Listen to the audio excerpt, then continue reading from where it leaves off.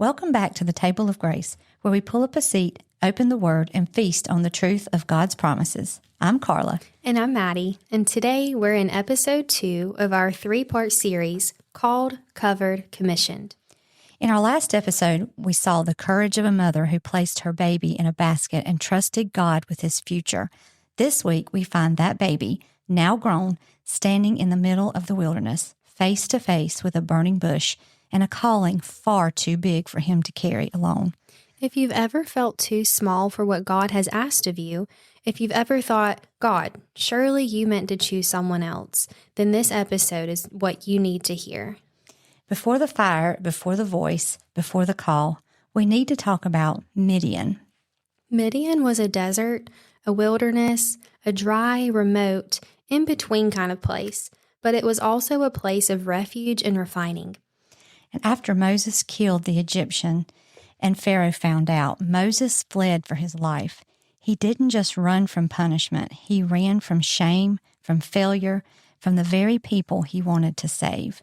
And right there in that wilderness, God brought someone into Moses' life who often gets skipped in the story. Jethro. He was a priest of Midian and became Moses' father-in-law after Moses married his daughter, Zipporah. But God used Jethro in a huge way. To Jethro, it may have seemed simple, offering shelter, advice, wisdom, but what he did had a lasting impact. In Exodus 18, Jethro saw the burden Moses was carrying and basically said, "You can't do this alone." He helped Moses build structure, delegate responsibility, and avoid burnout. Jethro didn't just speak into Moses' presence.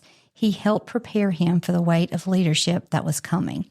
So before the burning bush, before God called Moses by name, Moses was just tending to sheep. Midian wasn't glamorous. It was dry, isolated, far from everything Moses had known. But it was also exactly where God needed him, the perfect place to strip away the noise and refine his character. Because God often pulls us out of the spotlight so he can shape us in the shadows. Moses had spent 40 years in Pharaoh's palace, but the next 40 would be spent in God's classroom, not with scrolls and speeches, but with sheep and silence. Shepherding in the wilderness taught Moses how to lead with gentleness, how to care for the lost, how to protect the weak, and how to listen. Because before you can stand before Pharaoh, you better know how to stand in the quiet. But why is that? Why does God so often make us stand alone in the quiet?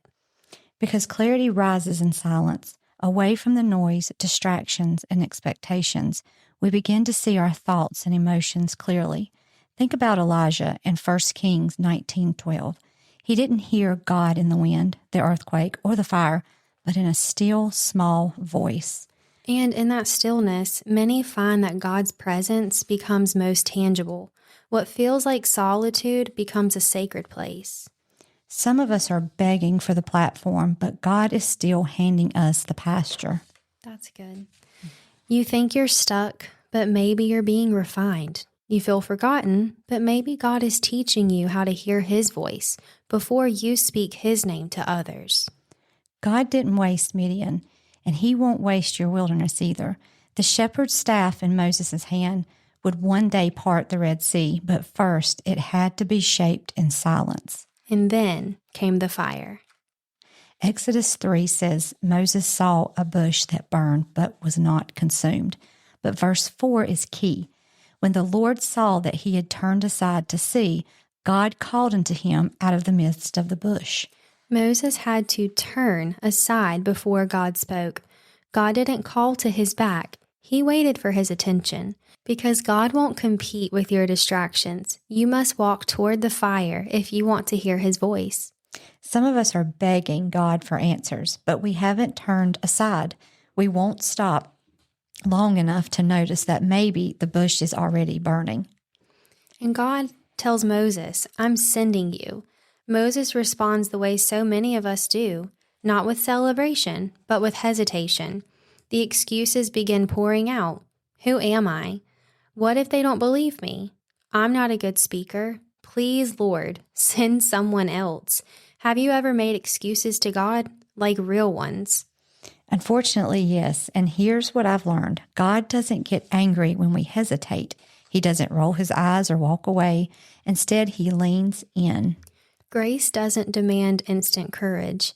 It just shows up in the middle of your fear and says, I'm not going anywhere. Every excuse Moses gave, God answered with one thing, I will be with you. That's what grace does. It meets us where we are, not where we pretend to be.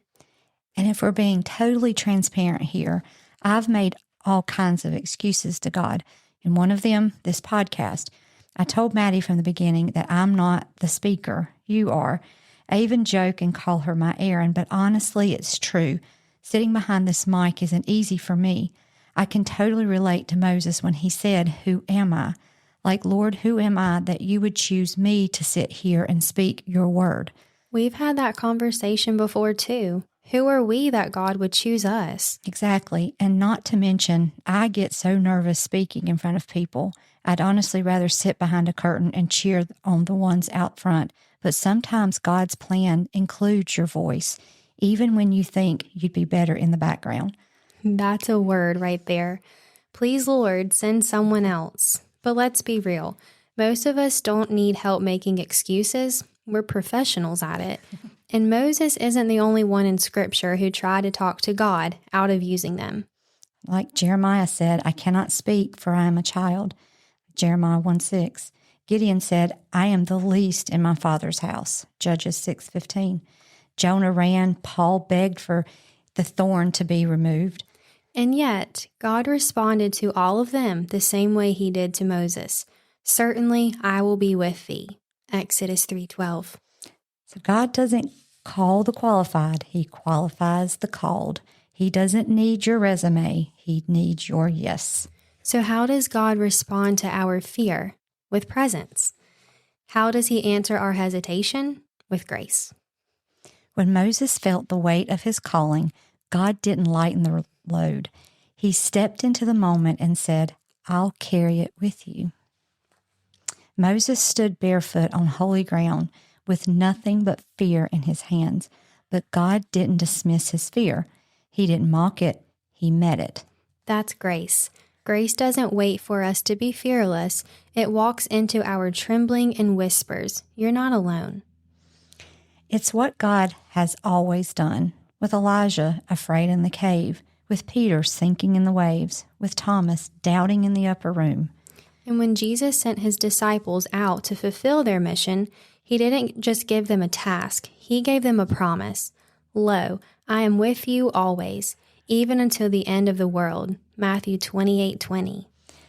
That right there, his presence, is what makes the fear bearable and the calling possible. We titled this episode Covered because Moses was never called to do this alone. God's presence covered his insecurity. God's grace covered his fear. And even in Moses' weakness, God made a way. It's comforting to know that God doesn't withdraw his call just because we hesitate. He meets us there, in the burning bush, in the trembling voice, in the slow obedience. Grace covers it all. You might feel unworthy, you might feel too broken, but grace doesn't excuse fear. It empowers you to walk through it anyway. He doesn't need you to be brave. He just needs you to turn aside and trust that he'll meet you there. So today, whether you feel like Moses, full of excuses, or like you're stuck in Midian, unsure of what's next, know this. God doesn't call us because we're fearless.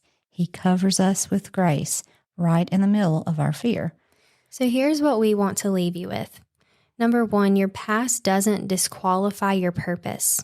Number 2, God equips those he calls. And lastly, he is everything you need because I am goes with you. And when fear whispers, you're not enough, grace speaks louder, but I am. So take a moment this week and reflect. Is there a bush you've been too busy to notice? Has God been calling you to something you're scared to step into? Don't let fear win. You are called, you are covered. Next week, we will wrap up the series with episode 3, Commissioned, From Pasture to the Presence, where we explore how Moses went from the wilderness shepherd to builder of the tabernacle. And if today's episode encouraged you, share it with a friend. Follow Table of Grace on Facebook for daily devotions, scripture, and updates.